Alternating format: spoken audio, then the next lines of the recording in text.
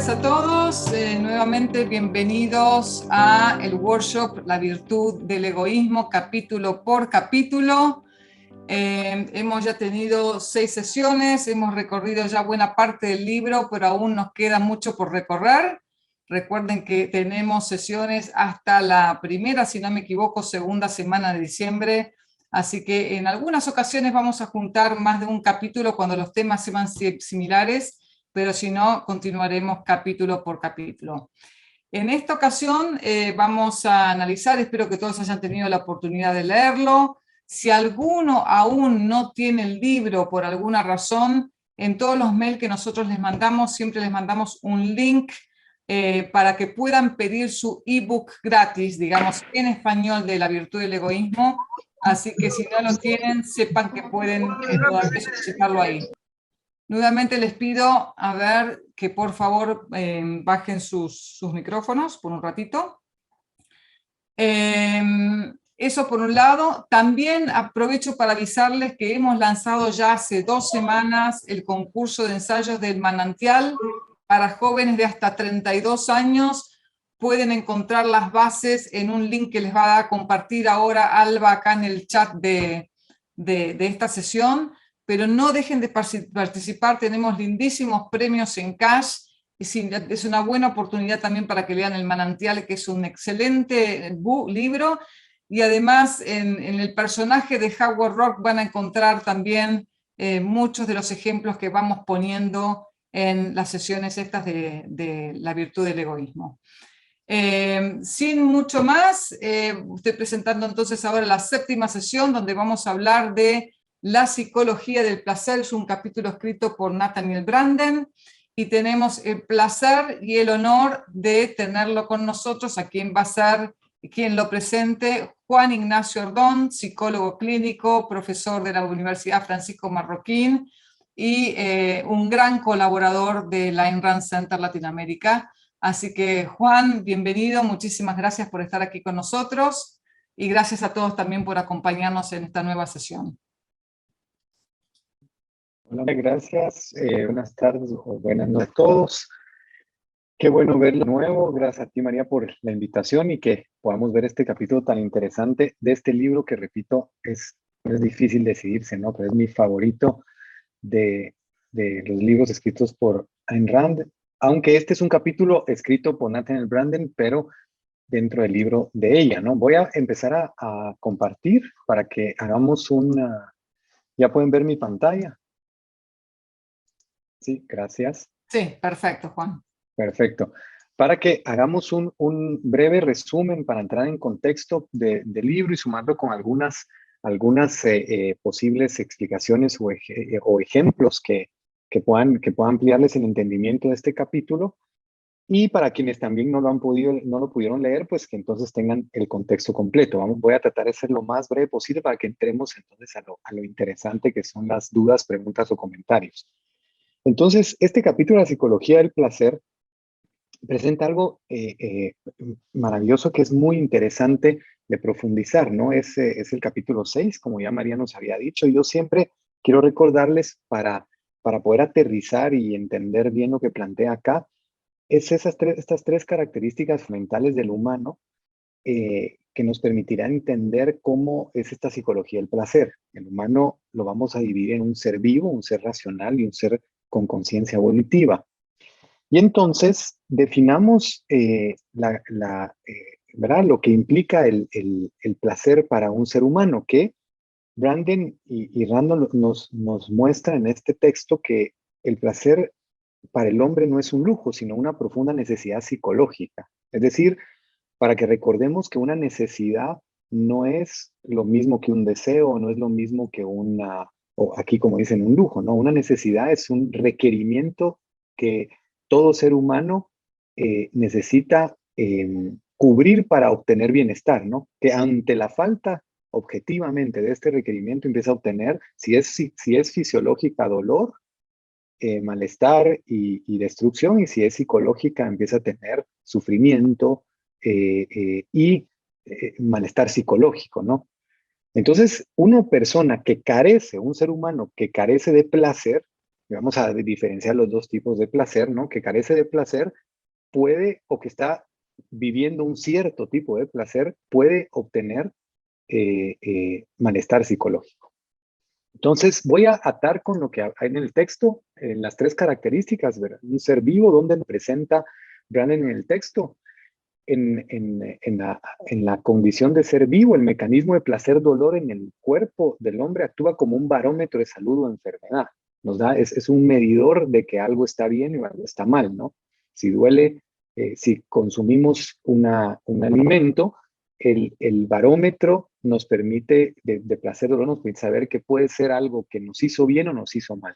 Del mismo modo, el mecanismo de placer-dolor de la conciencia trabaja de acuerdo con el mismo principio, indicando qué es favorable y qué es desfavorable para él, que beneficia su vida y que la daña, ¿no? Es decir, el ser humano tiene esta característica de ser vivo que comparte, como ustedes saben, con los demás animales, de que le permite, tanto a nivel físico como a nivel de conciencia, un medidor de algo que le da vida y algo que no le da vida o le quita la vida o le acerca a la muerte. Vamos a ir viendo la diferencia con los demás animales.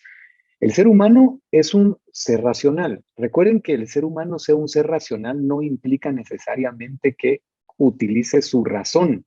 Solamente describe que es un ser que posee razón.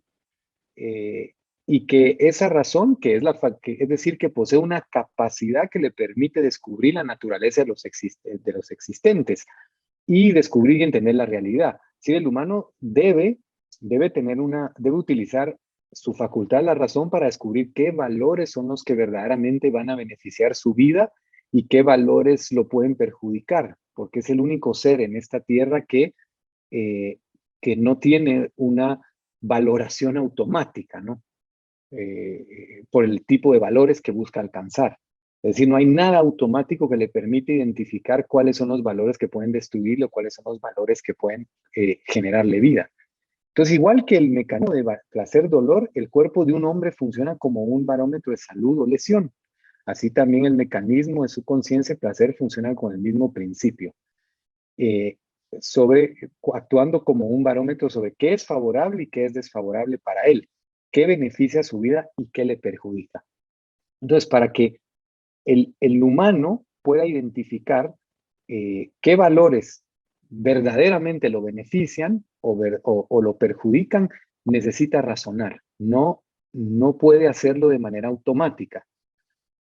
Y por eso es que tenemos la última capacidad, que es la capacidad volitiva, que el hombre es un ser de conciencia volitiva, él no tiene ideas innatas, como les decía, ni un conocimiento automático o infalible sobre de qué depende su supervivencia.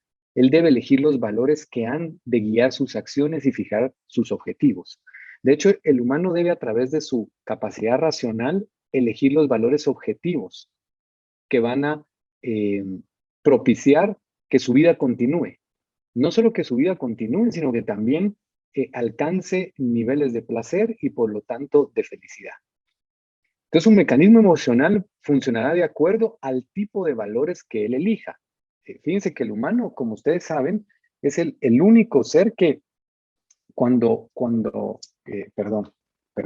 el humano es el único ser que puede programar su mecanismo emocional como lo programa una computadora, ¿no? Como se programa una computadora. Sí, debe de elegir valores que, al seguirlos, construyan su vida, pero puede equivocarse en ese proceso.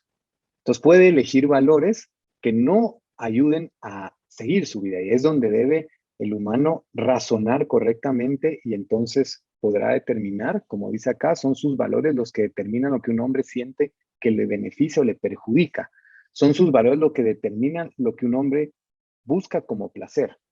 Voy a hacer un paréntesis rapidísimo. Recuerden que las emociones, como ya sabemos, no son fuente de conocimiento, sino que son la respuesta a juicios de valor. Entonces, una emoción es una respuesta a un juicio de valor que se estableció en el pasado. Entonces, cuando tenemos una emoción, sabemos que detrás de esa emoción hay un juicio. Y ese juicio de valor puede ser correcto o incorrecto, razonable o no razonable. Y ese es el trabajo del ser racional, para identificar sus valores correctamente, y por consecuencia sentirá placer a algo o displacer a algo, pero nada per se le va a determinar un placer o un deseo, sino que todo dependerá del contenido de su mente. Entonces, el placer, en el sentido más amplio del término, es un atributo metafísico de la vida, es la recompensa y la consecuencia de una acción exitosa, así como el dolor es la señal del fracaso, destrucción y muerte. Entonces, tenemos un resultado que nos puede dar un indicio de este placer que estamos, digamos que el tipo de valores que estamos buscando y alcanzando, ¿no? Cuando uno vive esta psicología del placer, que ahorita vamos a dar detalles, encuentra la dicha. Eso significa que encuentra el placer de tener control sobre la existencia, de que controla su vida, de que tiene, como hemos hablado en otros, y ustedes han seguro escuchado todo el tiempo, el concepto de autoestima, es decir, es una persona que confía en su mente y al confiar en su mente y perseguir los valores que verdaderamente son constructivos y que le generan placer, lo que siente es control sobre su existencia. En cambio, cuando una persona persigue valores que lo destruyen, puede que sienta placer a corto plazo. De hecho, repito, el humano es el único ser que puede conceptualizar sus emociones. Es decir, que para identificar qué es lo que realmente le genera placer, no lo hace solamente a través de un contacto inmediato con la cosa, sino que puede incluso a veces sentir dolor, pero sabe por valores objetivos que ese dolor le permitirá un placer a futuro de algo más importante, ¿no? Como por ejemplo, ustedes lo han vivido seguro cuando hacen ejercicio y entonces hay personas que dicen, y en psicología se usa mucho el término del masoquismo, ¿no? El masoquismo es alguien que le gusta, pareciera como que le gustase el dolor de el haber ido al gimnasio, ¿no? No, ese no es un masoquista. Lo que pasa es que el dolor per se lo está sintiendo, le duele, no es que le guste ese dolor, es que siente dolor, pero conceptualiza placer porque está logrando un objetivo de un humano que considera virtuoso. Entonces siente placer, siente un placer psicológico. Vamos a ver más ejemplos después. Entonces el placer hace que sea un combustible emocional de la existencia del hombre. A mayor placer, mayor disfrute de la existencia y por lo tanto mayores ganas de vivir. El humano, al experimentar ese placer psicológico, el placer de perseguir valores objetivos, también, ¿qué incentivo tiene? El incentivo de seguir vivo. Entonces, recordemos los dos tipos de placer para que podamos entender lo que vamos a hablar a continuación, que son las diferentes áreas donde el humano obtiene placer en general, ¿no? Entonces, el placer exigente nos presenta Brandon en el texto y el placer no exigente. El placer exigente, que es un placer que exige el uso de la mente de uno, dice, no en el sentido de resolver problemas, sino en el sentido de ejercitar la discriminación, el juicio, la conciencia de uno. Y el placer no exigente, que es el placer automático, que es un placer que no exige el uso de la mente de uno, en el sentido de que no ejercita la discriminación, el juicio ni la conciencia. No es un placer, otra vez, automático. Justo la semana pasada me preguntaba una paciente acerca de su hija. Su hija es una adolescente que le estaba yendo muy mal en el colegio. Entonces ella me preguntaba, ¿por qué mi hija? ¿Cómo ayuda a mi hija que no pierda estas clases? Porque ella lo que le pasa es que empieza a estudiar y de pronto deja de hacerlo y obtiene resultados terribles. Yo no logro hacer a ella que va a ser o que le estudie. ¿Qué hago? Obviamente les voy a explicar el diagnóstico de eso y aparte rapidísimo cómo se resuelve a corto plazo.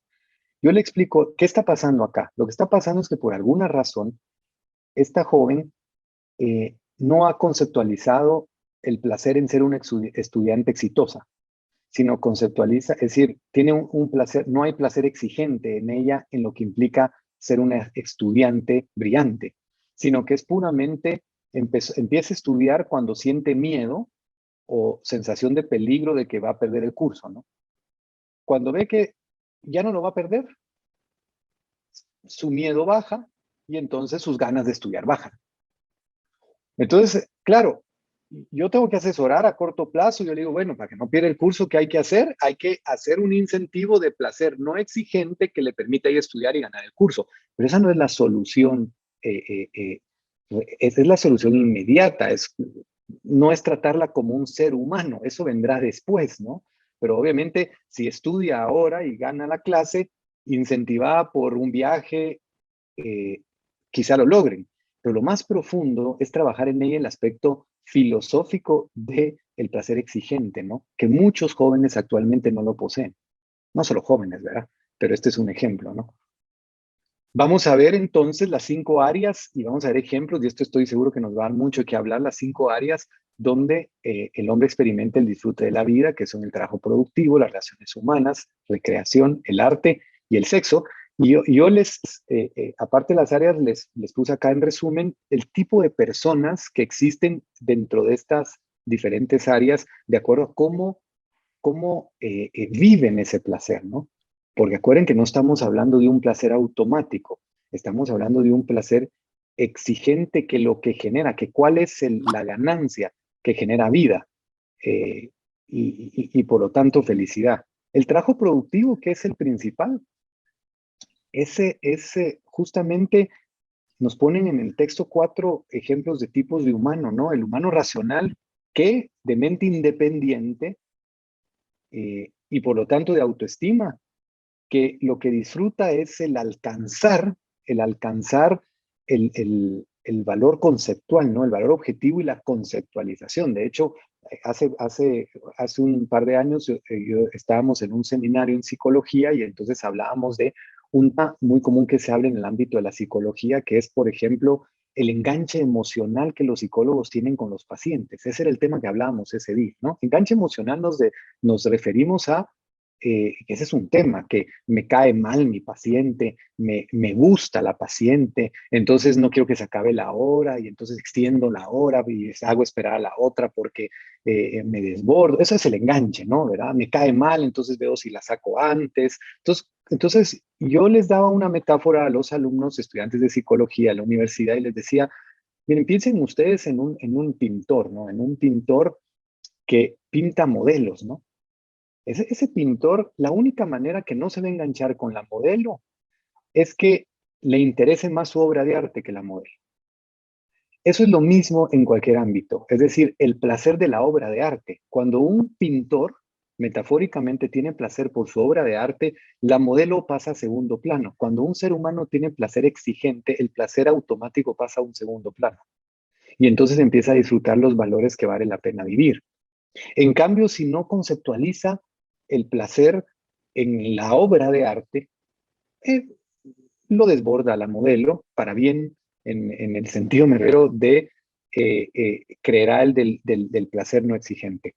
2, el que disfruta no lo que produce, sino la rutina, alguien que está cómodo. Es decir, aquí vamos reduciendo a un placer que el que disfruta no disfruta el trabajo productivo, pero dice, por lo menos tengo trabajo, es decir, como diciendo sobrevivo, ¿no? El que le parece que el trabajo es terrible, está también ese tipo de persona que le parece que el trabajo es terrible. Obviamente esa persona psicológicamente tendrá problemas porque lo que disfruta es el placer inmediato y está feliz cuando el trabajo, eh, cuando hay feriado, ¿no? O hay descanso. ¿Cómo eso educamos a los niños en base a eso? Miren qué sutil, y me apuro. Hace poco mandan en el colegio de mi hija, nos mandan al correo recordatorio, mañana no hay clases. Y créanme ustedes que el dibujo que mandan de que mañana no hay clases es de niños tirando los cuadernos felices. Es así como les conceptualizan el no hay clases. Ustedes se dan cuenta de lo que están haciendo. Es decir, es una mujer como este dibujo que están acá, pero tirando los cuadernos, como diciendo el trabajo es terrible, lo más alegre de la vida, lo más placentero. Después nos quejamos de que qué le pasa a mi hija joven o a mi hijo joven que lo que quiere nada más es vacacionar. Eso es uno de desde el mismo colegio lo aprenden, ¿no? El humano que disfruta por destruir a los otros o el producto de otros. Todos estos son placeres del 2 al 4, perdón, que van a generar destrucción en esa persona. Vamos a hablar del otro que es las relaciones humanas. El humano que disfruta de la compañía de seres humanos inteligentes, con integridad, con autoestima, con gente que comparte sus criterios exigentes. Es el humano que busca placer exigente, ¿no? Donde se va a hablar un tema o como ocurre, por ejemplo, muy común en este país, por ejemplo, de reuniones donde encuentran placer solo en las personas que desprecia o con quienes puede compararse favorablemente, ¿no? Es decir, me sentí tanto placer porque escuché a este fulano y me di cuenta que yo no estoy tan mal, ¿no? Pobre aquel. Entonces, es un engaño, ¿no? O el hombre que encuentra placer solo entre gente a la que puede engañar y manipular con una sensación de poder. Eh, Son placeres que no son exigentes, incluso ya hablaremos detalles, es bajo vicios y ponderando valores que terminan destruyéndolo a uno. En las recreación, ¿no? En la recreación, de hecho, lo que generalmente muchas personas conceptualizan que la recreación es el hecho de poder, me decía a mí una vez un paciente, es que me pasa que el jueves ya tengo unas ganas de emborracharme y entonces tengo ganas de que sea el sábado, ¿no? Es decir, su placer está en la inconsciencia, que es este último que está acá, ¿no? El hombre que encuentra placer, no, perdón, en el 3, que encuentra placer en la inconsciencia, como un borracho. El ser humano racional disfruta de una fiesta como una recompensa emocional de sus logros y puede disfrutar solo si de hecho en ella hay cosas y actividades que disfrutar. Si es una fiesta son acciones virtuosas y el resultado es ponderar, es una alegría no contradictoria, si quieren. Así que es la alegría contradictoria. De hecho, el placer no exigente es un placer que lleva alegrías contradictorias. Es decir, estoy sintiendo una alegría ahora, un placer en este momento, pero estoy en una contradicción porque estoy destruyendo algún valor objetivo al mismo tiempo que estoy aparentemente sintiendo placer. Ahí hay una contradicción. El hombre que por honor social de haber sido invitado a esa fiesta o porque la fiesta le ha ahorrado que sea solo por un rato, el terror es estar solo, ¿no? Es decir, el saber que tengo compañía, porque estar solo me asusta, me hace sentir muy mal. En el texto no nos ponen el ejemplo de redes sociales porque obviamente fue escrito en el momento donde no existían las redes sociales. Estoy seguro que Rand hubiese hablado mucho de las redes sociales si hubiera estado escribiendo en esta época, ¿no? Porque las redes sociales, como siempre, ¿no? La tecnología es una extensión del humano, así como estamos ahorita en Zoom extendiéndonos. Las redes sociales reflejan esto, ¿no? Hay personas que en las redes sociales lo que hacen constantemente no es ponderar sus logros emocionales en cuanto al hecho de lo que disfrutan de la vida, de grandes logros racionales, sino que lo que les entusiasma es la cantidad de personas que lo siguen, aunque ni los conocen, ni saben quiénes son, ni qué importa, ¿no? El hombre que encuentra placer en lo tranquilo, también nos hablan del placer del aburrimiento, ¿no? Un poquito por lo menos, eh, no estoy haciendo nada malo, dirán, ¿no? Porque muchas conceptualizaciones de placer son relacionadas a que si uno está sintiendo placer, eso a veces muy ponderado por la religión, que uno si siente placer seguro es algo malo, ¿no? Es algo terrible.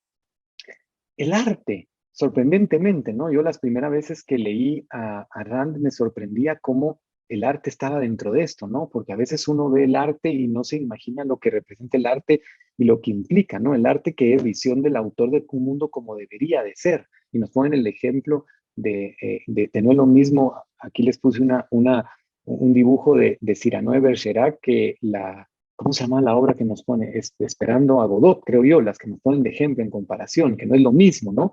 Entonces un hombre puede buscar en el arte la proyección de lo heroico, lo inteligente, lo eficaz, lo dramático, lo intencional, lo esterilizado, lo ingenioso, lo desafiante. Él puede buscar el placer de admiración, de contemplar grandes valores. Esa es una obra de arte de un hombre racional. O puede buscar la satisfacción de leer revistas de chismes o libros mediocres que no le exija nada, ni en pensamiento ni en estándares de valor. Es lo mismo que de pronto una serie o una película, ¿no? Puede ser una película que sea de placer exigente, ¿no? O solamente una cosa inmediata eh, para estar entretenido, ¿no? El hombre puede encontrar placer en proyecciones de horror y de degradación humana. Es decir, ustedes han visto muchas representaciones artísticas, entre comillas, de la degradación humana, de aspectos de ponderación de antivalores. Y por último, el sexo, valiosísimo en el ámbito de la psicología del placer, y que se tiende a confundir muchísimo. De hecho, siempre les recomiendo que lean la entrevista que Rand le hicieron en la revista Playboy 1962, creo yo, 64. No sé si estoy exacto con el año, pero es una excelente entrevista donde justamente se ve que el entrevistador se sorprende cómo cómo está Rand rompiendo el paradigma que el sexo es una actividad que se cree que es puramente de placer automático, no exigente. Es como que el humano es el único ser que cuando tiene una actividad sexual, si es racional, lo que está es en un acto de celebración y su significado está generando un significado. Es decir, no solo tiene sexo con el cuerpo de alguien, sino con la mente de alguien, con alguien que representa sus valores y que es una persona que genera una manifestación de autoestima. Es decir, con quien uno decide tener sexo está diciendo cuánto se valora. No solo con quién, la relación de pareja, sino que también la forma en que conceptualiza el sexo. En cambio, existe el hombre que intenta falsear su autoestima a través de aventuras sexuales, ¿no? Esa persona que cree que invierte el proceso, que cree que a través del sexo va a conseguir, va a sentirse mejor, va a sentirse que tiene autoestima. Lo que hacen es falsear la autoestima, es engañarse, autoengañarse.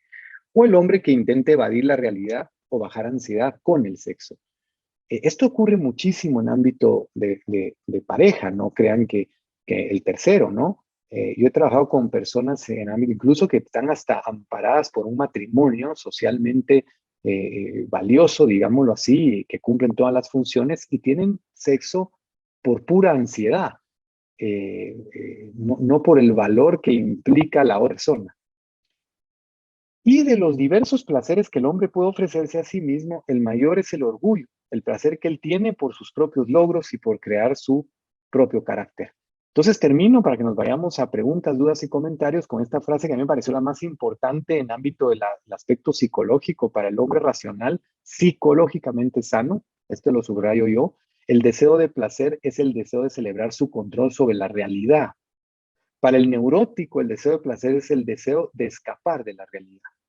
Hay una diferencia enorme entre un hombre que está psicológicamente sano. Puede ser incluso lo contrario a lo que se tiende a creer, ¿no? Que un hombre psicológicamente sano disfruta de la vida pensando que no hay mañana.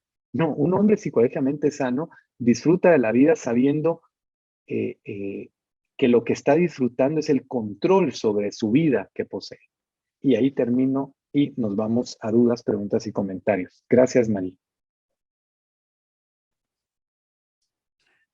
Muchas gracias, Juan. Fue una excelente presentación y resumen del capítulo, así que nos ha salpicado por todos los temas ahí del capítulo. Así que, bueno, ya invito a la gente a partir de ahora pueden levantar la mano o si quieren escribir sus preguntas o comentarios o anécdotas que quieran traer al caso, ejemplificando un poco lo que pone Brandon en este capítulo a través del chat. Así que ya están invitados a participar. Empiezo yo como para romper el hielo, como Sí. siempre. Hablamos de cuántos aspectos eran la vida del hombre: el trabajo, las relaciones humanas, 5. el arte, el sexo, y me estoy olvidando de uno. La recreación. Y la recreación.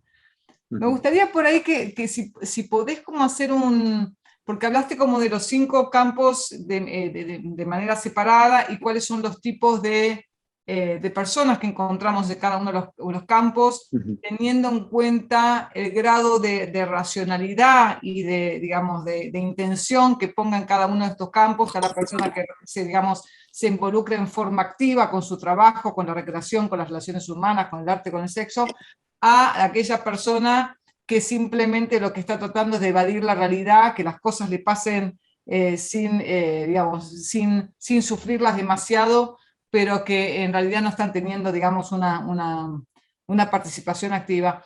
Me gustaría por ahí que unificaras un poco la persona racional, porque evidentemente y esto lo creo yo, por ahí como psicólogo lo podés aclarar mejor, que la persona que en general usa su razón y es activa y genera, y, digamos, recibe placer en un trabajo productivo, va a tener la misma actitud en general En todas las demás. en todas las demás áreas, digamos, en sus relaciones humanas, en el arte, en el sexo, o si no necesariamente es así, por ahí una persona que es muy productiva y siente orgullo con su trabajo, por ahí en las relaciones humanas, o en el sexo, o en el arte, son mucho más evasivas o mucho menos activas.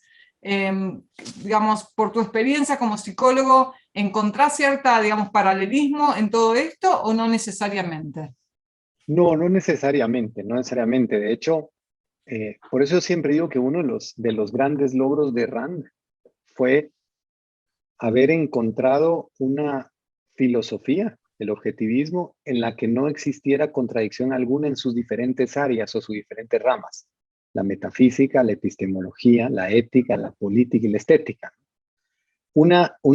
Sin contradicción, porque lo que ha caracterizado la historia de la filosofía en la humanidad, en el proceso de la humanidad, es que tenemos una metafísica de primacía de existencia aristotélica, y de pronto hay un problema ahí en la política, y eso es una tendencia humana. En términos de la conceptualización, en a veces nuestro estilo de crianza. Una vez me decía un paciente, es que hice esto en mi casa con mi esposa y tal cosa. Yo le hice la pregunta, ¿una vez has tratado a un cliente así o te has comportado así en tu trabajo? Y me dijo, jamás, ni loco. Es decir, en la acción en su vida, podríamos decir, de amor romántico, de pareja, actuaba de una manera que conceptualizaba que en el trabajo sería ni loco. Pero es como una postura tendencia platónica, que hay dos realidades. En la realidad que vivo en el trabajo, entonces no, ese es de hecho el humano, el ser humano que empieza un proceso de racionalidad en su vida y que trabaja por generar, digamos, encontrar, analizar sus contradicciones, es que empiecen estas 5 áreas a disfrutar placer, placer exigente, pero tiene que un requisito previo, y el requisito previo es salir de esa postura de la realidad es una en un área y la realidad es otra en otra. ¿Me comprenden? Es decir, que para el arte sí hay subjetividad, ¿no? El arte es subjetivo, es de cada quien. En el amor romántico también, en el trabajo no. En el trabajo sí me voy a enfocar en la realidad. En la recreación también es subjetivo. No, generalmente lo que hemos ido resolviendo en general, yo he trabajado con personas altamente productivas, María, que de pronto sí disfrutan de la mente independiente, pero caen en la trampa de las relaciones. También las relaciones humanas lo van logrando, pero la recreación en la falla. Entonces, por eso tienen malestar psicológico, porque uno cuando tiene un malestar psicológico debe pensar en qué área de mi vida me estoy contradiciendo. Y este es un buen comienzo para evaluar las áreas de la vida, es decir, cuál de estas áreas yo estoy o cayendo en la trampa de no disfrutar, y entonces estoy en malestar psicológico por ausencia de disfrutar, o porque no estoy generando satisfacción en esa necesidad psicológica de placer. Necesidad psicológica. Cuando hablamos de necesidad estamos hablando de un requerimiento para la sobrevivencia y para el bienestar psicológico. ¿En dónde estoy fallando? ¿Dónde me estoy contradiciendo? Y estas áreas le pueden a uno ayudar de guía para empezar a hacer ese trabajo, porque pronto uno descubre, cierto, estoy siendo un ser racional en no, en el trabajo productivo, pero no en otras áreas. Y Alejandro tiene una pregunta, pero acá quiero hacerte una repregunta sobre lo que acabas de decir. Sí. Porque muchas veces dice, la gente piensa, bueno, pero ser racional en todos los aspectos de nuestra vida. Y relacionamos sí, trabajo con ser racional, porque tenemos que pensar en cuáles son nuestras metas o cómo, qué digamos, actividades en particular tenemos que llevar a cabo para lograr esas metas. Es enseguida uno relaciona trabajo productivo con ser racional, pensar, alcanzar metas. Ahora, cuando hablamos de amor o recreación o incluso arte, uno piensa, bueno, acá la razón tiene poco que hacer, ¿no? En definitiva, es todo cuestión de emociones. Entonces, Sí. hay una especie de visión de que la razón para algunas cosas y las emociones y el placer para otras. Entonces, ¿cómo responderías a una persona que te diga, bueno, pero las relaciones humanas, un poco lo venís explicando y los explicás muy bien también en tu workshop que haces Vivir Objetivamente, pero ¿cómo explicarías a aquella persona que dice, bueno, no, las relaciones humanas, dice, el arte es una cuestión solo de, porque es verdad, es decir, vos ves una persona y te gusta o no te gusta y te da la sensación que es simplemente una cuestión de emoción, o ves un cuadro y escuchas una música y te gusta o no te gusta, y decís, ¿qué tiene que ver la razón aquí? No sé si podés, lo explicaste Claro, antes claro. también, pero por ahí profundizar un poquito en ello y Bueno, vamos a de las hecho, preguntas acá de la gente. sí, rapidísimo. Antes de dar cómo uno lo explicaría a las personas, identifiquemos cuál es el problema, cuál es el error.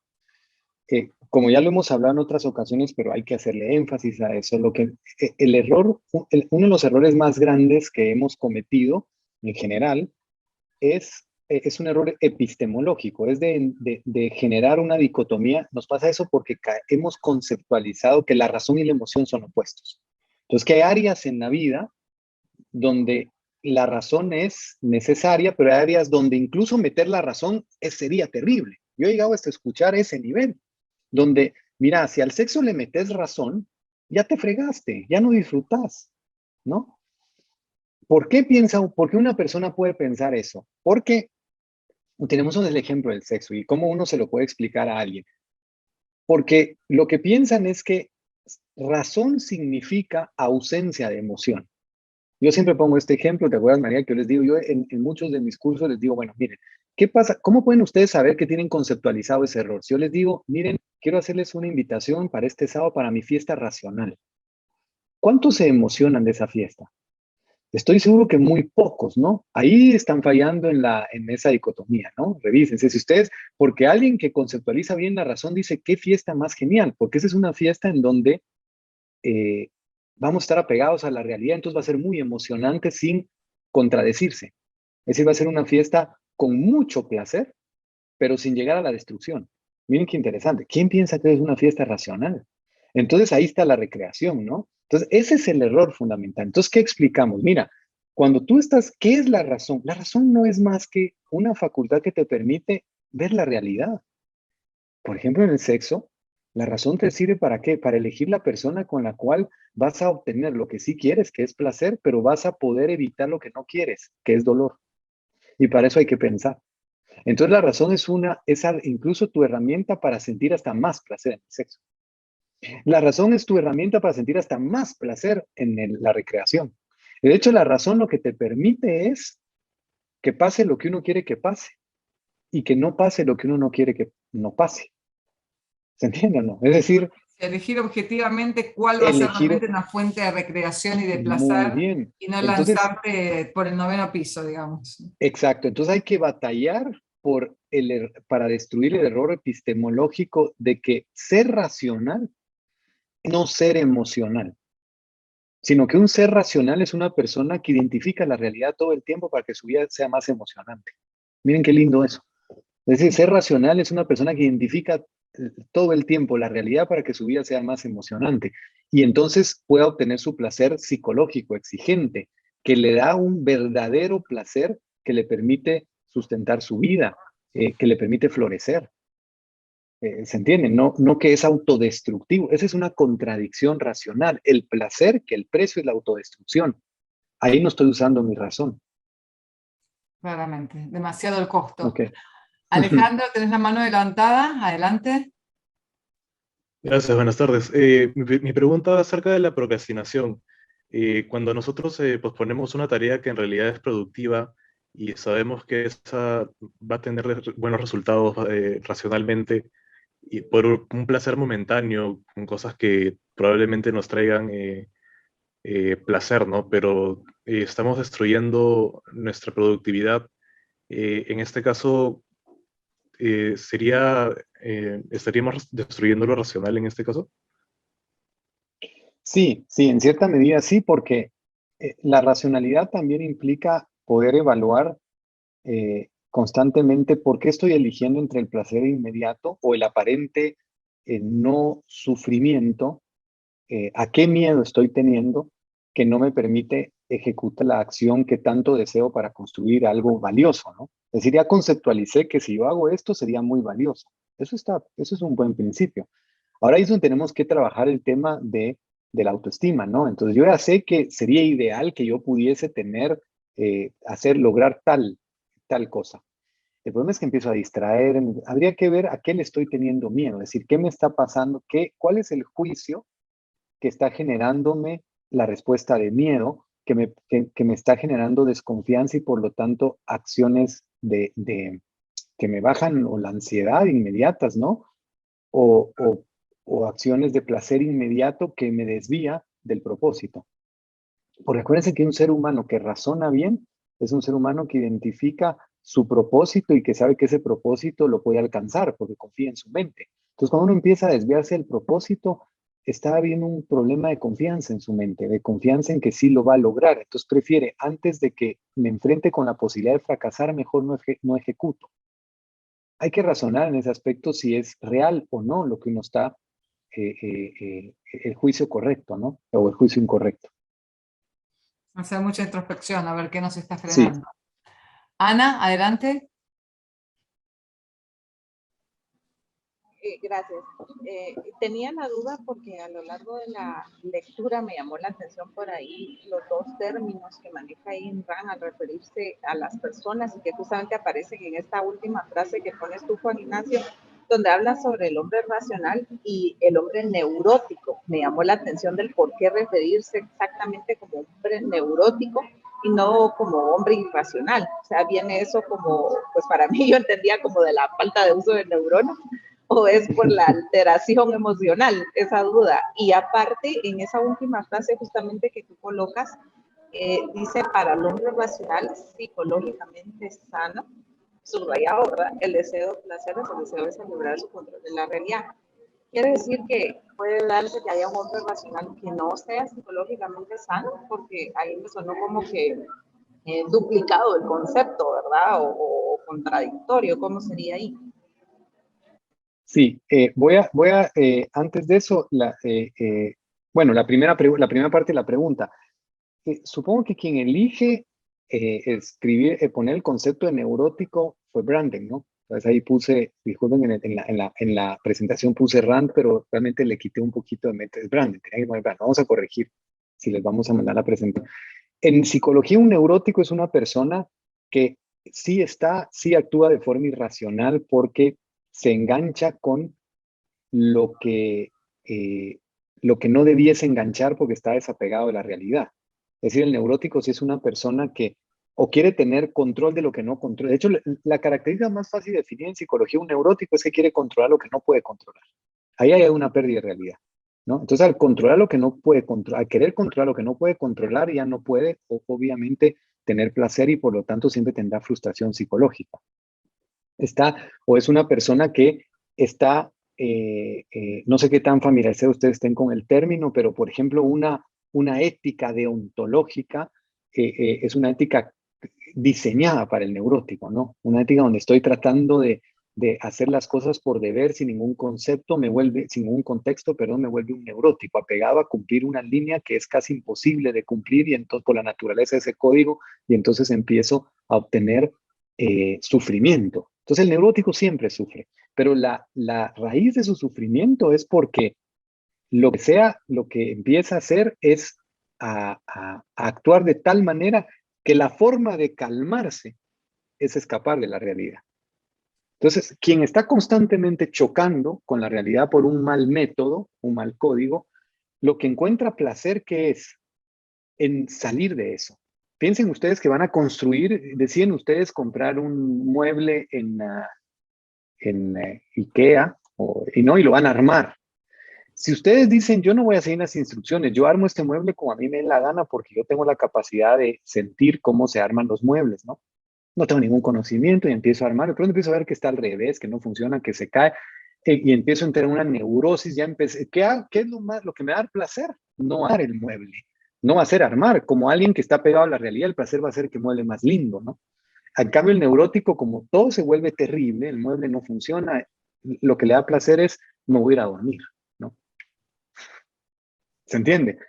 Por eso va a ser psicológicamente no sano, porque su forma de actuar en la vida le da un resultado que le genera tal ansiedad que mejor me emborracho.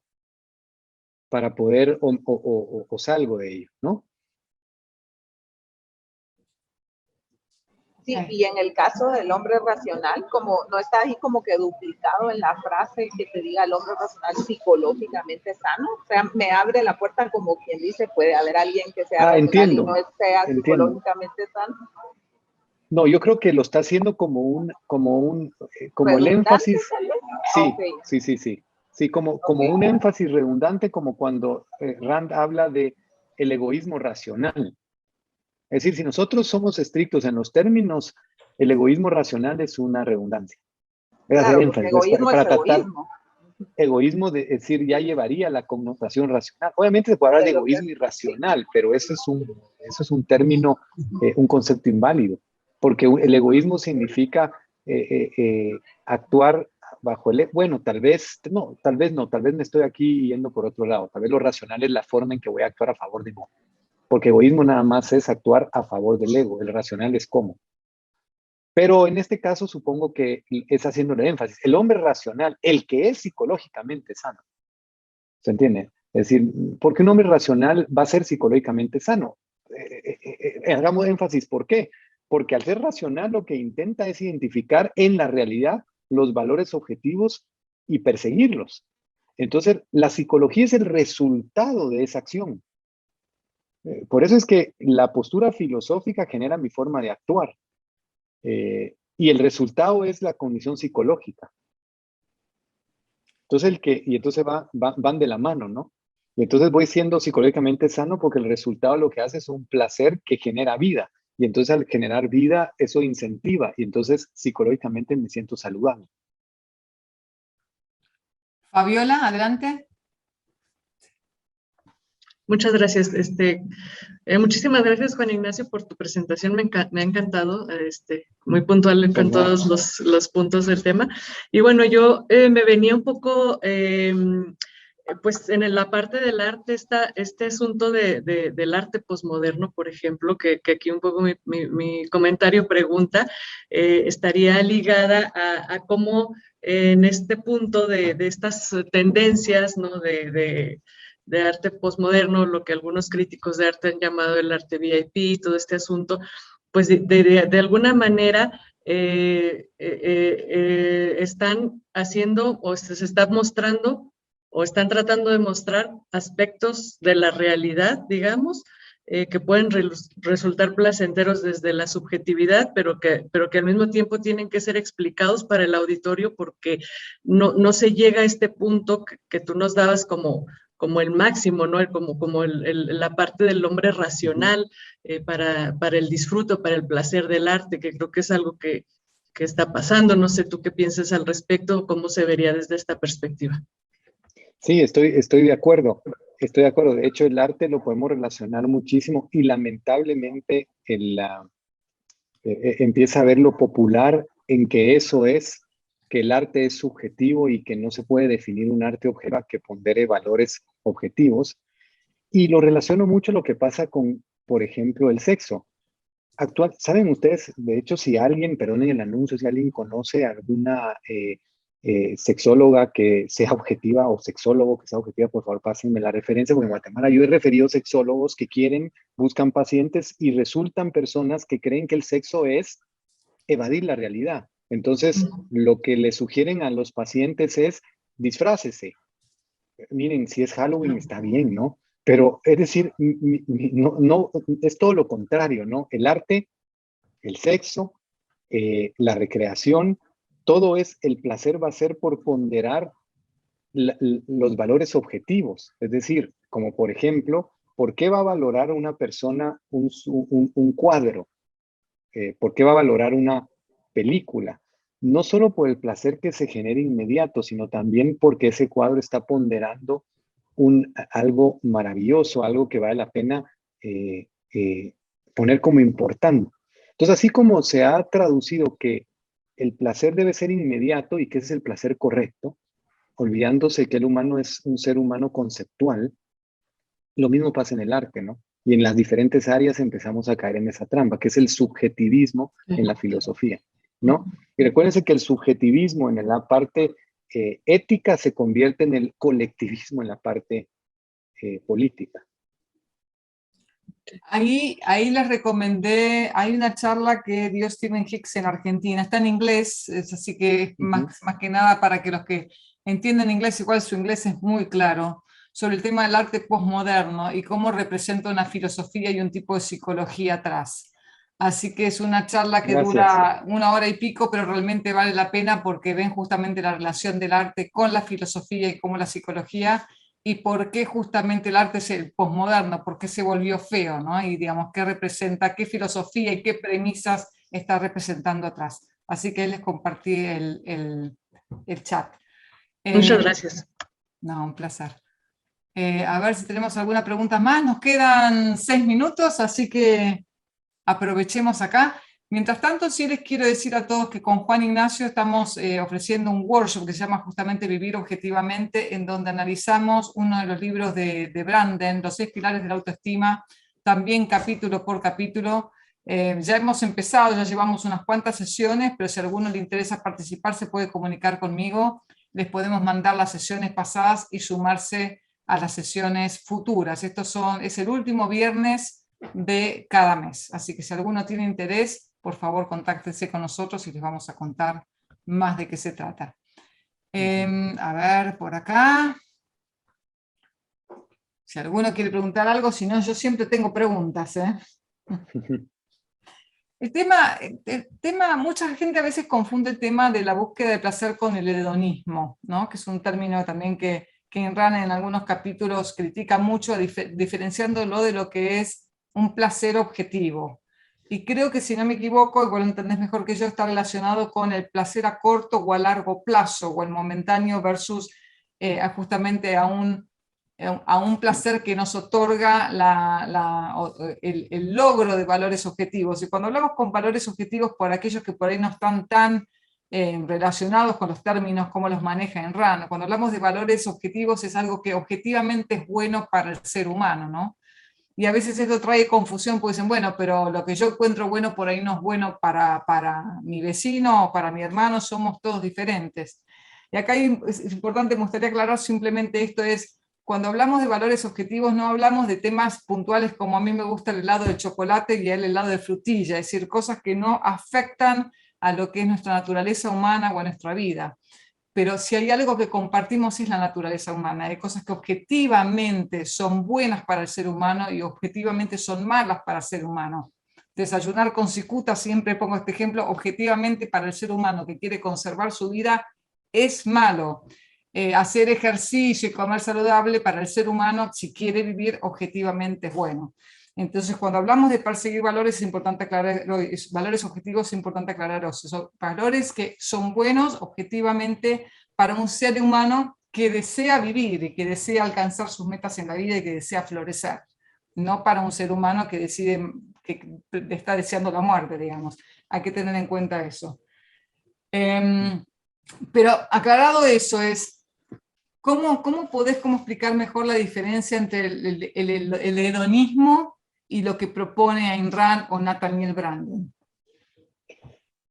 Gracias, María. El problema del hedonismo es que es una filosofía o postura filosófica que no trata al humano como ser humano, porque el humano, a diferencia de todos los seres vivos, tiene esa capacidad de conceptual, capacidad de identificar los valores objetivos, así como escribía María, porque muy bien, los valores objetivos no son aquellos valores que Rand decidió, ¿no? Porque una de las críticas sería, ¿a qué cree que haber decidido valores objetivos? No, los valores objetivos son aquellos que nos caracterizan, que son objetivos como la naturaleza humana. Los valores objetivos son de acuerdo a la identidad, ¿no?, del humano. Entonces, el hedonismo o el placer, que llamamos no exigente, inmediato, se refiere a que el humano le va a hacer bien mientras viva constantemente placeres no exigentes.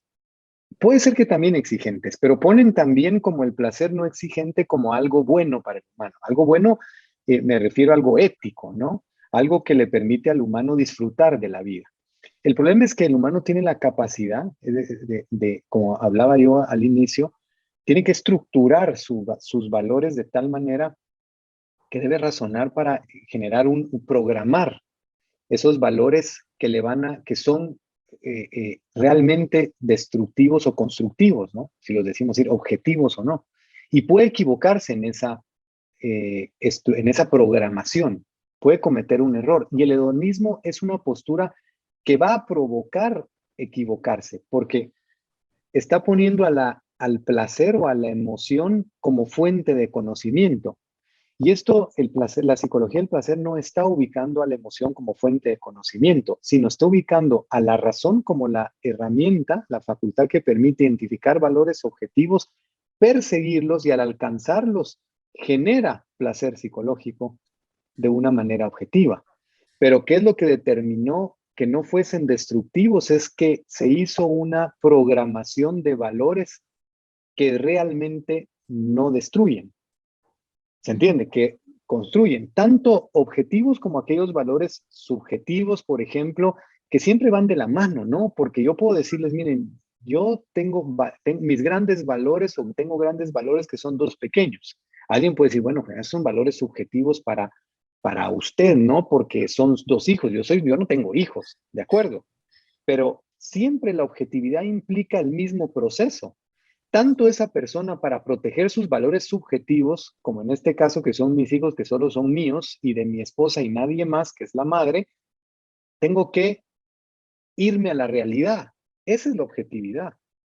Y para protegerlos debo identificar su identidad, identificar que son conciencias, no, y hacer una diferencia en que son conciencias, pequeñitas conciencias, a diferencia que el valor que tengo en mi auto, que también lo valoro. Pero mi auto es una cosa. Entonces a mi auto lo puedo controlar. A mi hijo de 3 años no lo puedo controlar. Si yo confundo eso, lo puedo cuidar, lo puedo persuadir, pero no lo puedo controlar porque es una conciencia.